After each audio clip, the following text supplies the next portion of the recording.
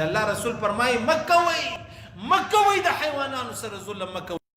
او څونه لوی خبره د عجزانو او مشتي کسابان غریبانو څه حال دی ورسره وګورئ. یو غوی د بل غوی پر مخ حلالول دا جایز نه ده عزیزانو. بیا خاص کر دغه غوی یا دغه غوا یا دغه مطلب وزه د میژه د دې بچي د دغه وش بچي مخه حلالول دا خو بيخي حضرت عمر فاروق په سړی په کوړو وای 40 کوړې به ویل دا ولې دا رقم کوي. ته نه پوهېږې چې د غمره حس خو په دغه حیوان کې هم شته چې ازما بچی هغه دی حلال کړي.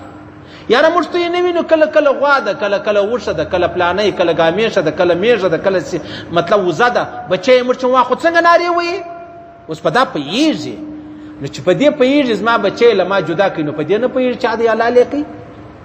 او دا هم نسې کولی چې راولاړ سي ته غوا او غویۍ حلالوې چاړه ورته تېره کوې چاړه به ښکاره تېره کوې.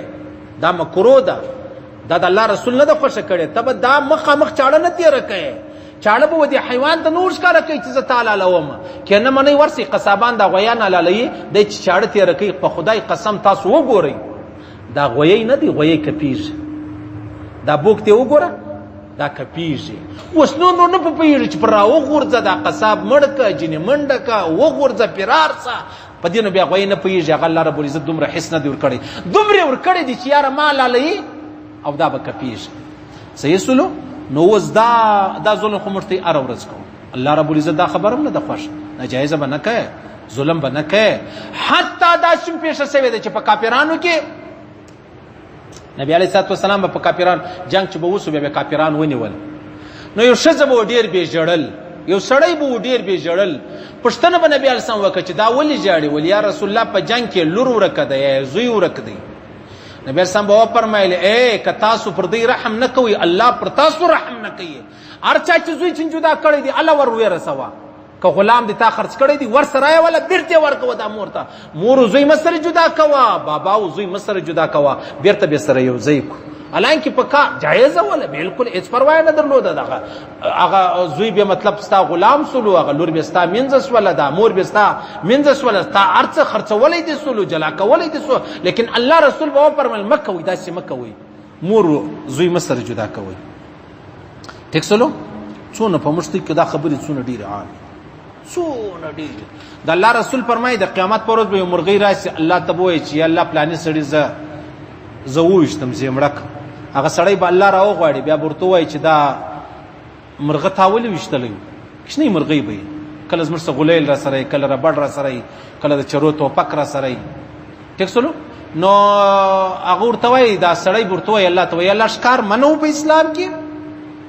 الله وایي ښکار نه ومنه نو وایي ما خو ښکار وکړي. مرغه ته به الله وایي الله خو څه خبر دی نو مرغه ته به الله وایي دا خو نو ښکار یې وکړي او ښکار ناجایزه نه و په اسلام کې. دا مرغه ورته وایي یا الله پر ما نشانه بازي زده کوله زه وویشتم زما سر را پرې کوي او زه وغورځولم نه پخ کړی یم نه خوړلی یم دا ولې وایي الله به دا سړي ته دا ښکاري ته په قهر شي. ولې دا مخلوق مادي دپاره پیدا کړی وي چې ته ظلم ورباندې کوه. او تاسو په دنیا کې وګورئ ښکاري سړی به آباد ونه وینئ ښکاري سړی به آباد ونه وینئ پسې وګرځئ ډېر وګرځئ. دا مرغۍ به هم د الله په دربار کې شکایت وکړي.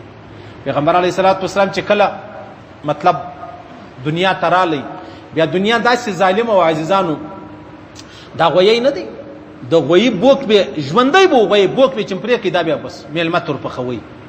پسه نه دی د پسه چې کوم لم دی دا چکۍ چې کومه بولي دا به میلمانه ولرالو به دغه ژوندی پسه به و دا چکۍ به جمپرې کړه دا لم به جمپرې کړي دا بیا دی پخوله. د الله رسول منع وکړه دا ظلم دی دا ناجایزه ده حلال یې کړه هغه به تا ته اجازه ده لیکن د دې اجازه نشته. که نه تر نن ورځې به د هغه ظلم شروع وي خو د الله رسول منع وکړله.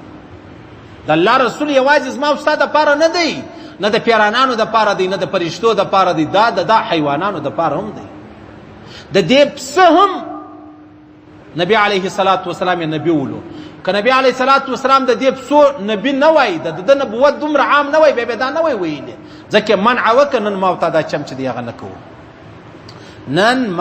چم چې دی هغه نه کوو نو څونه ظلمونه په موږ ته کې شته څونه ډېر ظلمونه په موږ ته کې شته.